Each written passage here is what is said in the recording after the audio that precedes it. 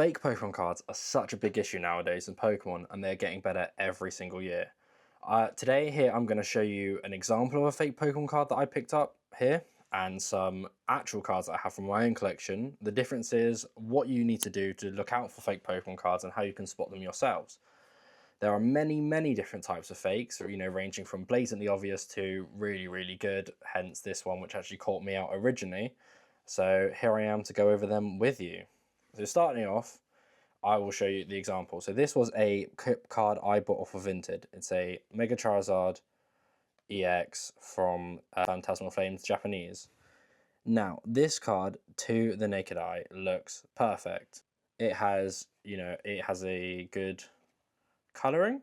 It has raised texture. And it has, all the signs that a card, at least from a far away point of view or an online point of view, because I bought this off Vinted, looks real.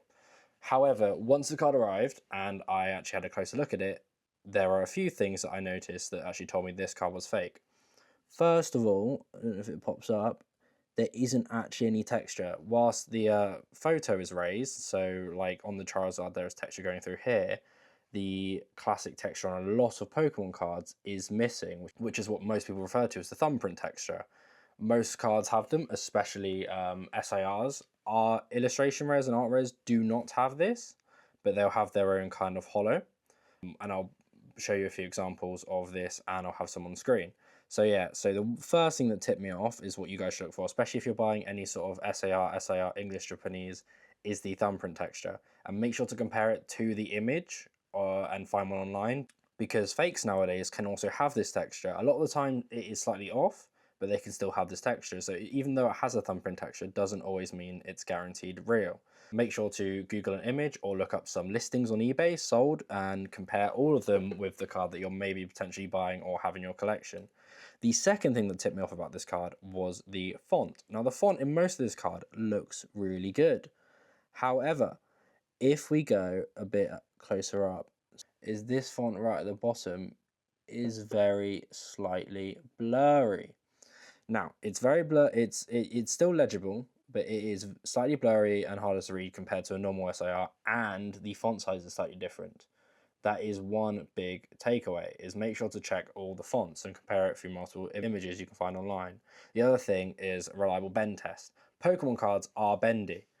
Let me get this GX I have. They should be able to bend quite easily, just in the hand like this, quite nicely. Now, if they feel more rigid, which is this one, if you see the same bend, a lot less flex, and it feels thicker. This is most likely because it's two pieces of card stuck together and a sticker laid over it. As you can see here, right at the bottom, the sticker's coming off.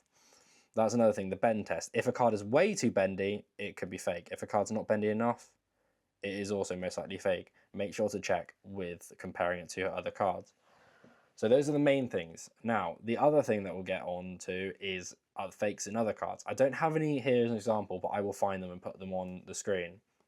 One thing is holo patterns. So this is a GX. There are a lot of fake GXs, especially on sites like Vinted or eBay. So if you're looking to buy some online, make sure to know your stuff. The main thing I find to tell a good fake is, or to tell if a card is fake or not, is the holofoil pattern. On a lot of these GXs, they have a sort of, let me see if I catch it, like a wavy kind of, I think of it as like a creased kind of silky like pattern, so it's more wavy. It's a very nice kind of holofoil effect. Most fakes will have like straight lines. So if you look at images of fakes, and I'll put some on the screen, it is just a line in the holo, and it just like it's uniform reflection all the way around, and it's often too strong. So either a fake will either have no holo pattern, which will be like too subtle and like it won't pop like this, or it'll be way too strong and it's very obviously a fake. Again, a lot of the fakes, and you'll see is a lot of fakes that come up. The most common ones I see are rainbows. So the rainbow rares will have no texture. Like, hang on. Here is a Lumineon SAR which I have, and if you look, if I catch the light, can you see the circles? That's the thumbprint texture. And if you look up close, it's like raised edges of a lot of different lines and patterns. A lot of cards, especially SARs, I think gold cards will have it, Rainbow rares will have it is they'll have these raised textures. A lot of fakes, especially the bad ones, will be the lined holos where it's just a line going down, way too bright and zero texture. So that's a very, very easy way to spot fakes there. And I'll take even the same goes for older cards. So here's an old Volcanion EX I have. And whilst the holofoil is going down in a line, as you can see, it's not really prominent and it does go nicely, but if I show in the light, there should be very obviously, as you can see, like as it reflects, a wavy kind of thumbprint texture going along.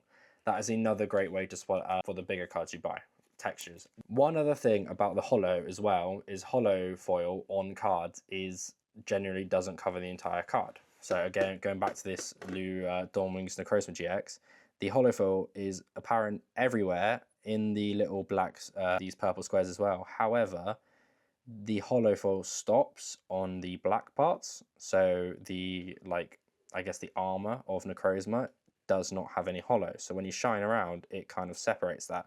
A lot of fakes don't take the time to detail that out and incorporate that, so you can tell. So even if the texture looks good, you could see if you can compare it online. Always compare it with other photos online as close as possible.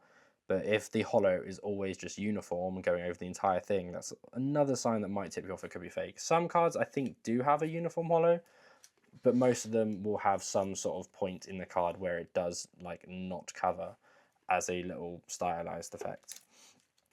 Now this one is a very different kind of holo. So it is going around, it's very just shiny on the surface. However, it does have a very faint fingerprint pattern and raised section. You can see where the holo stops around the eyes. That's another good idea to have a look at. It's just all of these, that's what you need to be checking. But font is another big thing. I'll put up some images online on the screen of fake cards that have very, very obviously fake fonts. But you need to be checking the fonts compared to the usual actual card. A lot of cards, especially what I see in like the older EXs, is they'll have very, very thin fonts. Again, I'll put images on screen where the font is actually too thin, or there's an outline, or it's too thick, and it just does not compare consistently up to other cards, especially of the same era or the same set or even the same card you find online. So yeah, biggest thing, check for texture, check the texture matches up. As I see, I fell for this. I did get a refund on this, thankfully, so I've kept this as an example. Bend test. It should bend relatively easy in your hand. If it bends too easy, it's fake. If it's very obviously rigid and it feels thicker, it's probably fake. Again, check for the thumbprint texture. Make sure the texture matches the original image. Check the holo. As you see, this does not really have a holo at all. This has no holo to it. It's got very nice raised texture, but it is obviously a sticker on a bit of card. So check the holo, check the texture, make sure that if the holo does have breaks on the image, like it does here, that the holo is stopping and not going uniformly over the whole card.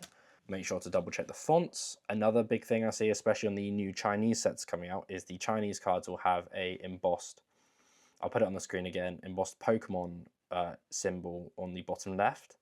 That is raised. If you buy a Chinese card and it has the Pokemon on the bottom left, but it's a flat thing you can rub your hand over, or very obviously see it's printed on, fake card. Check the illustrator names as well. A lot of these smaller fonts is people get wrong, and it normally comes out where it's slightly different.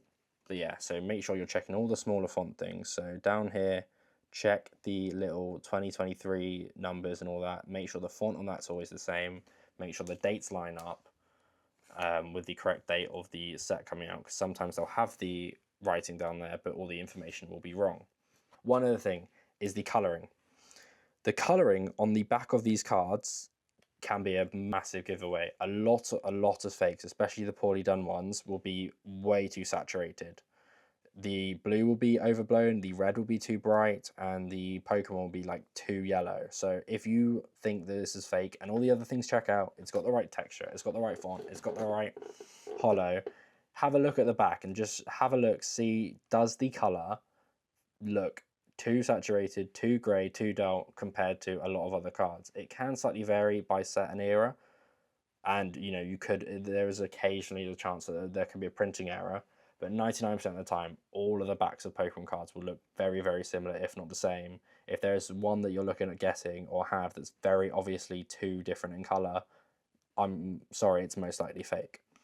So yeah, That's generally how to spot a fake. If it has the wrong holo, the wrong texture, 100%. For the more sneaky fakes, make sure it has a holo, or make sure it has the right texture, even if it does have texture, and cross-reference it with the fonts.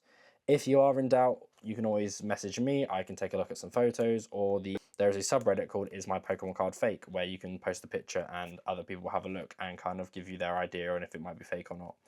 Those are the main takeaways to have.